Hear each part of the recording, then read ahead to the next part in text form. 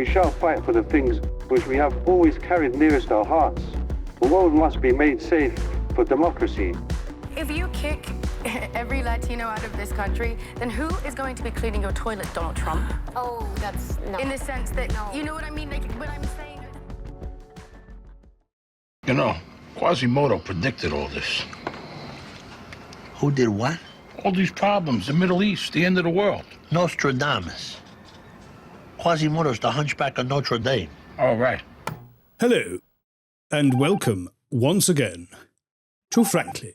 You cannot understand why we are in the state we are in today, why everything is being replaced, our people, our religion, false compassion, our nations, Under God. our beliefs about the world, the basis of biological reality. The atomics pulling away.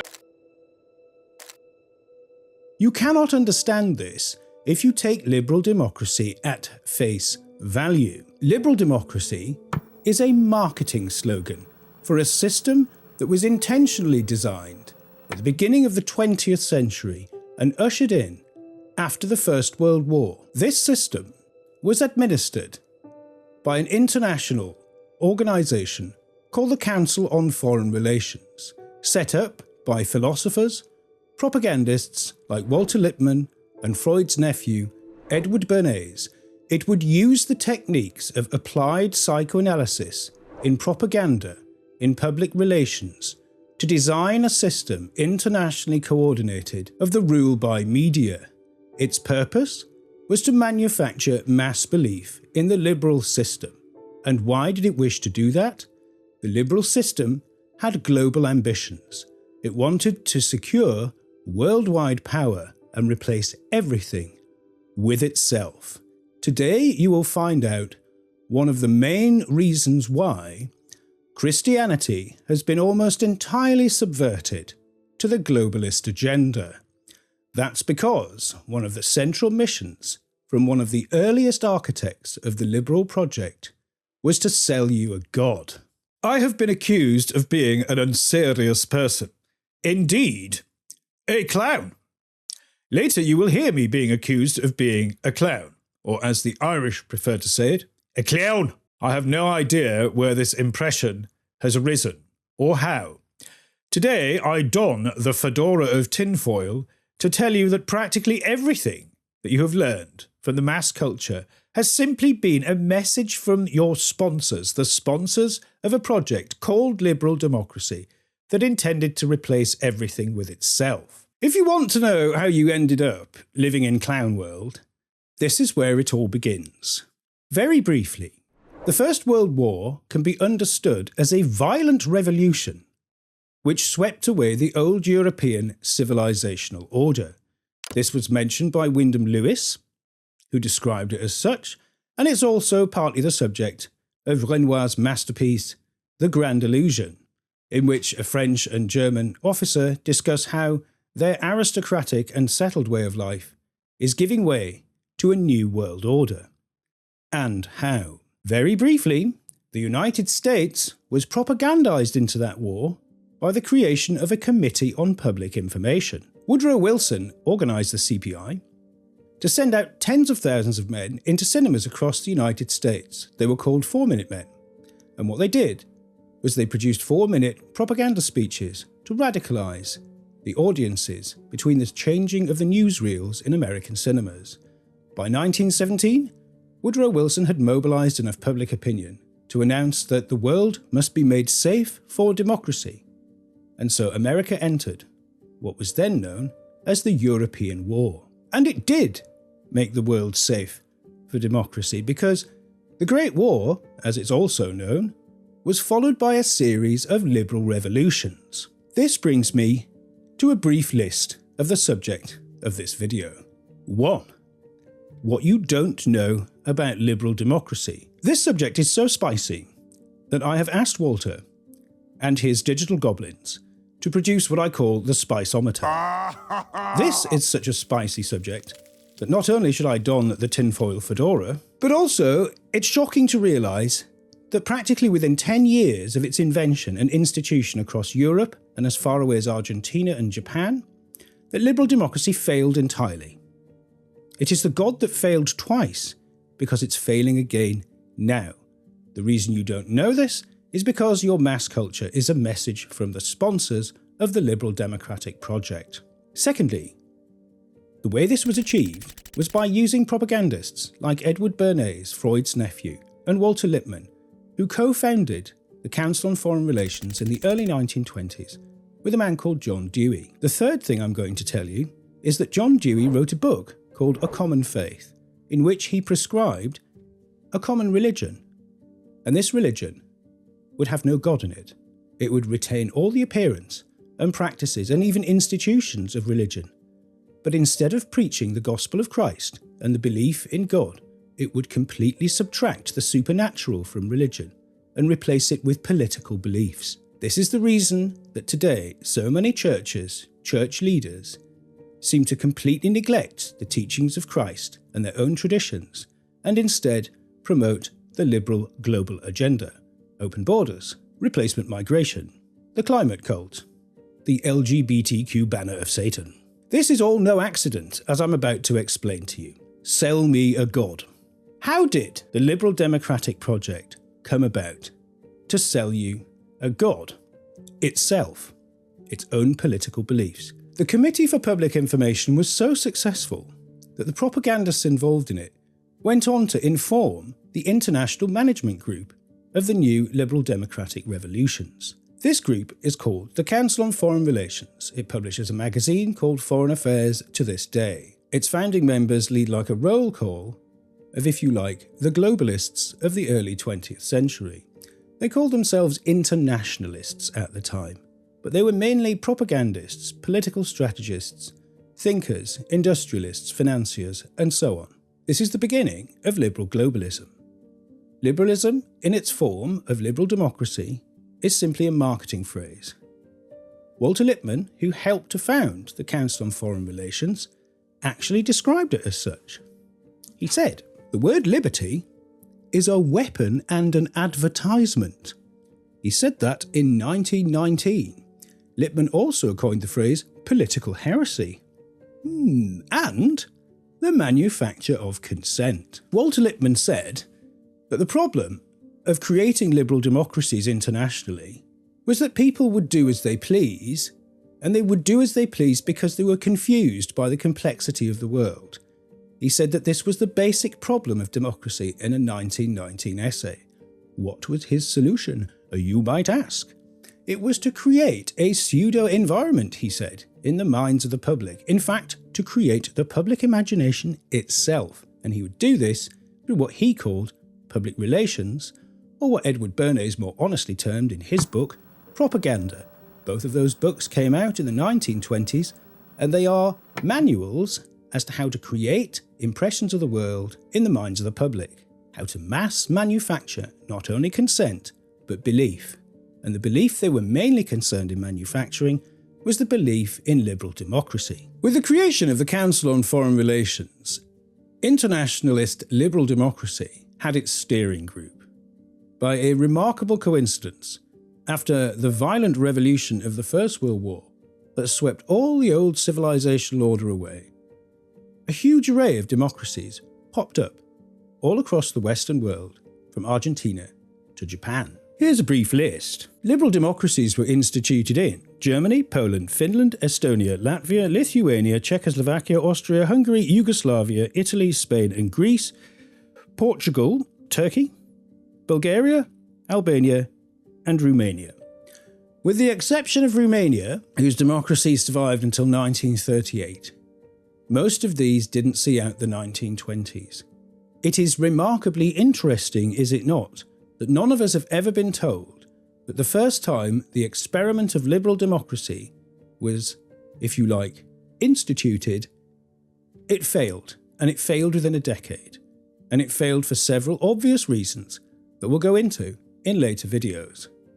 What we are concerned with today is how the liberal democratic project was put together, and how, as it were, the weapon and advertisement of liberty, as Walter Lippmann said, was weaponized, as he also said, to create public mind. Bear in mind that the central technique of liberal democracy is the creation of an imaginary world which you believe is real, and they do this through mass media, and the way they do this is through the technique of propaganda or public relations or advertising, or as we now call it, marketing. The devil has many names. LOL. Edward Bernays, Freud's nephew, who was one of the great pioneers of 20th century advertising, he's the reason people eat bacon and eggs for breakfast, for example, and famously staged public events in which women would smoke cigarettes, which he called freedom torches, to attach the idea of female emancipation and liberation to smoking and double the market overnight. Edward Bernays. One of his early cases involved Lucky Strike cigarettes in the 1920s. The American Tobacco Company asked him to expand sales. Women would be an ideal market, but there were problems. First, women didn't care for the green packaging of Lucky Strikes, and the manufacturer concluded that changing the color was too expensive. Second, it was taboo for women to smoke in public. Bernays took a unique approach to these obstacles. First, he recommended that if the packs must stay green, they should make green the premier color of the fashion season. To address the problem of smoking in public, he linked Lucky Strike cigarettes to the women's liberation movement, arranging for young women to march down Fifth Avenue, smoking and calling the cigarettes torches of freedom. Why was Bernays so good at attaching desires and beliefs to objects? How could he possibly make smoking cigarettes a symbol of aspiration, liberation, and indeed emancipation for women? Well, that's because he said that advertising and propaganda were applied psychoanalysis. He took the work of his uncle, Freud, Sigmund Freud, and he applied it to the idea of selling you a god. Now, he would sell you a god for breakfast. He would sell you a god to smoke or to wear. He would sell you products that you desire, that you believe you could transform yourself by buying. And these are techniques still in use today. Although being refined over a century, they're much more sophisticated now. But what people in the West do not realise is that the same technique was used to sell you liberal democracy in its beliefs itself, so its beliefs became yours. If this sounds all a bit too conspiratorial, seriously, I've done a lot of research into this. The books exist. It's documented. This was a plan from the beginning, to replace the true religion with that of the political beliefs of the liberal elite. A man called John Dewey wrote a book called A Common Faith. In fact, it's a collection of essays. Why did he write this book? He wrote it in the 1920s. It was put together because it was his idea as a pragmatist to retain the architecture of religion and its function and its power, but to subtract Christ from it, to subtract every element of the supernatural from it. In short, he wanted to sell us all a God that was godless. And they have done. If you look around today now and you wonder why so many people have such zealotic, fanatical, even hysterical passions about the most absurd things, such as the worship of St. George Floyd, or the worship of the climate cult, or the worship of the rainbow flag. You can pick your own cause if you like. Trans rights for kids, the periodic fervour for whichever war we're currently fighting to defend democracy. A perennial slogan that's been going strong for 100 years. Why do people attach their emotions to these things so fiercely? Why do they invest their identities in them? This is the result of the project of John Dewey, who helped to found the Council on Foreign Relations in the early 1920s, and his book A Common Faith explains that this is the purpose of the manufacture of mass belief in liberal democracy. It is to replace true religion with a religion of political beliefs. You'll be reminded of Walter Lippmann's phrase, political heresy. He wrote that in 1919 in an essay in the globalist rag The Atlantic, if you care to look it up. I've done many years of research into this. I've written a book called A Brief History of Liberal Democracy, which is as yet unpublished because, given all the constraints on my time, I've yet to do the proofs for the publisher. If you would like to read in more detail my arguments and evidence for this remarkably revisionist history of the state we are in and how it came to be made, then you can have a look at my Substack. And if you like, you can email me and I'll point you at particular posts. All this is evidenced, none of it is conjectural, it's all literally true. You can find out for yourself that that's the case. Liberal democracy is a sales cult. It is selling you a god, and that god is itself and its own beliefs. It is the elite rule by media. And that is dissolving today. Why is it dissolving is a question for another day. Whether it is dissolving is not a matter of belief. It is obvious. And one reason why it's dissolving is because the project to mass manufacture belief in itself is disintegrating all around us. Because the reality that the liberal global project has produced is so terrible that it contradicts even the most powerful propaganda. If you think I'm over-egging the pudding somewhat, I will now read out a review of John Dewey's A Common Faith to tell you what it means. And then I'll explain what that review is, because it's written by an intellectual. Dewey's book, Towards a Common Faith, was reviewed in 1934 in the Journal of Philosophy. The review said, the central argument, as those who are acquainted with Professor Dewey's philosophy might expect, is designed to show that religion should be detached from its supernatural associations within organised historical institutions, and widened on the basis of its function in experience to cover all devotion to ideal ends, inclusive enough to integrate a whole self and arouse emotional support. What does that mean? What this review's telling you is the central argument of John Dewey's A Common Faith is that God should be subtracted from religion, Christ removed from Christianity, the supernatural destroyed in the Catholic and other faiths, but its historical institutions should be suborned. That's to say, they should remain, but they should teach a new religion. And that new religion should be a devotion to ideal ends. Whose ideals?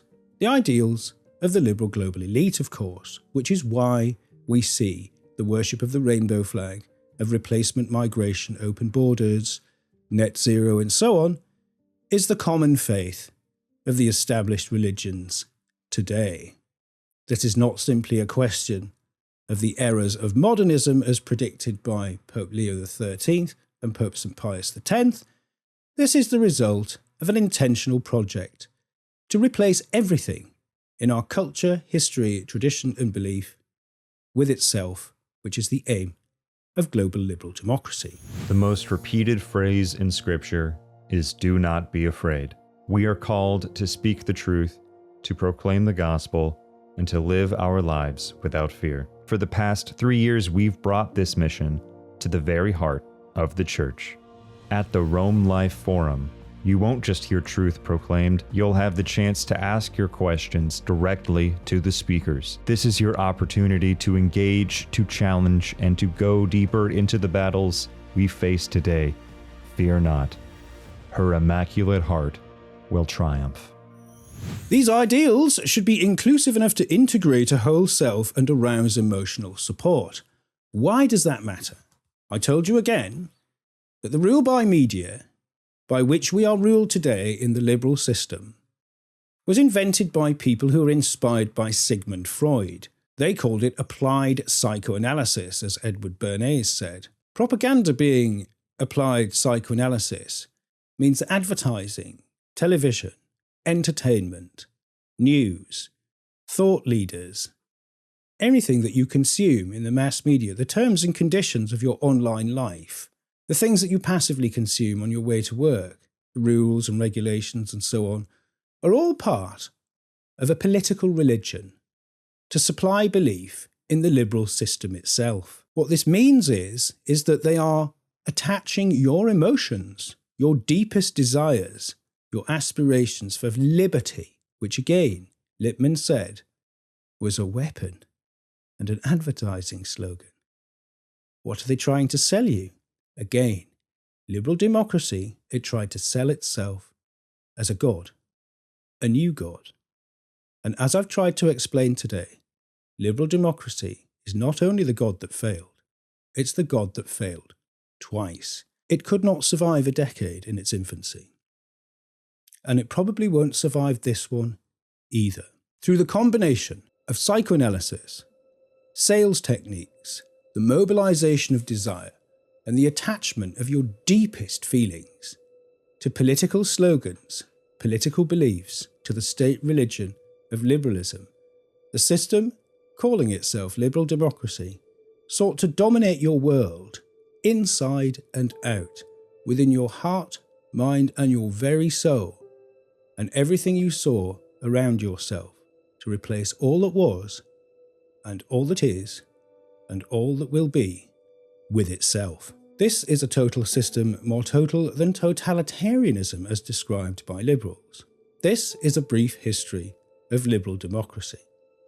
In the following videos, I'll go into more detail about how all the mad crazes that you see as the current thing today began again in the 1920s under the aegis of the Council on Foreign Relations, about how our culture was intentionally mobilised after the second great violent revolution of the 20th century, World War II, and how a new mythology came to dominate our minds and beliefs, to gradually come to displace and challenge the central mystery of the Christian religion itself. This is because the explanatory power of Christianity is too great a threat to the global dominance of the liberal project, which is now in tatters, of course.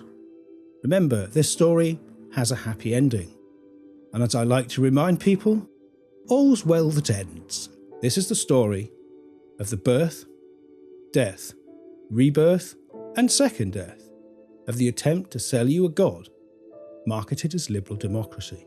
Shockingly, I have been accused of being unserious. I have also been accused of being a clown. A clown? How is this possible? How could this be happening? I'm calling in regard to Frank Wright. He does something we call Frankly now, and honestly, I do not like that at all. I think it's acting ridiculous, really, and it's not becoming of him to do this. It seems like he's acting like a clown. I'm sorry to say that, but I would rather him say what he needs to say in a much more conservative way. Okay, I mean, it's getting to the point of it's ridiculous. Have Frank Wright stop doing what he's doing regarding Frankly. If he wants to do Frankly, do a much more conservative way. I don't care to look at this at all. It's just getting ridiculous. Well, in honour of Barbara, who, in fairness, does go on to say good things about me and says that I do and say good things. Thank you, Barbara, for your frank appraisal of Frankly. Here is my attempt to behave in a more conservative fashion.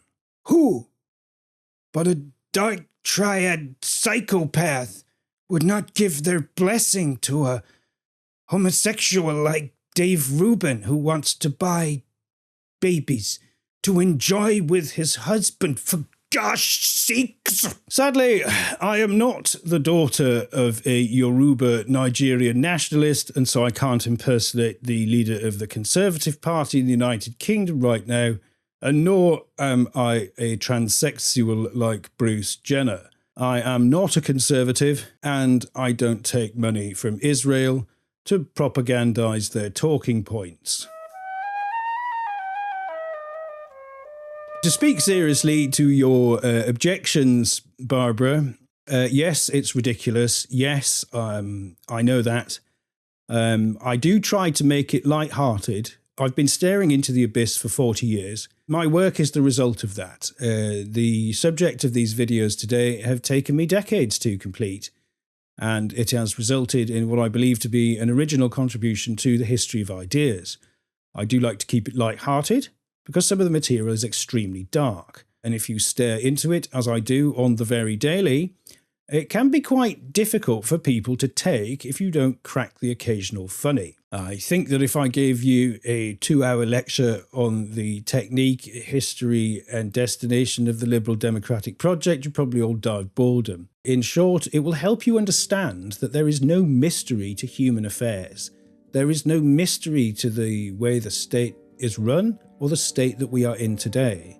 These things are the result of decisions taken by people in power who intentionally wish to replace our formerly Christian civilization with a new world order. This is not a conspiracy theory. These people got together at the beginning of the 20th century, and the opportunities of the First and Second World War presented a destructive revolution that allowed them to usher in, intensify and advance their projects. Liberal democracy failed after the First World War. It returned after the Second, and we live in, if you like, the second phase. And that second failure explains why everything is disintegrating now, because once again, the crises have been largely created by the suffocating incapacity and denial of reality that is at the centre of the Liberal Democratic Project, cannot be solved by liberal democracy. And so it's losing its grip. They have lost control. The rule by media no longer works. And as you can see, the expedient is to try and rapidly transition to digital tyranny or start an enormous war. I don't think either of these things will happen in time to save the Liberal Democratic Project, and so again, all's well that ends. Speaking as a serious person, I have to say this is one of the most remarkable ideas you're likely to encounter if you can put up with me. In the following videos, I'll give you a comprehensive history of liberal democracy. The following videos will give you an almost complete history of how we are ruled and how the techniques which were invented, refined, developed over a century have produced the state we are in today, where people are literally driven insane by political beliefs that are transmitted to them with an injunction to believe in them with religious fervour. The subtraction of Christ, of God generally from people's lives, has resulted in a void, and into this void are supplied political beliefs instead. And one of the problems with these beliefs is that they drive you insane, because these beliefs should not be venerated in the place of the Lord himself. Obviously, there's a corruption of the natural order. Obviously, it's going to result in chaos. My attempt here is to show you how this began, why it was intentional, who did it, what happened after they did it first, and how the technique got refined after the Great Revolution of the Second World War and the collapse of the Soviet Union. So there's a lot more into this than just elections and the promise of liberation. I'll hopefully see you next time. And hopefully I'll have some time to put in some adverts for products that don't exist. God bless you all.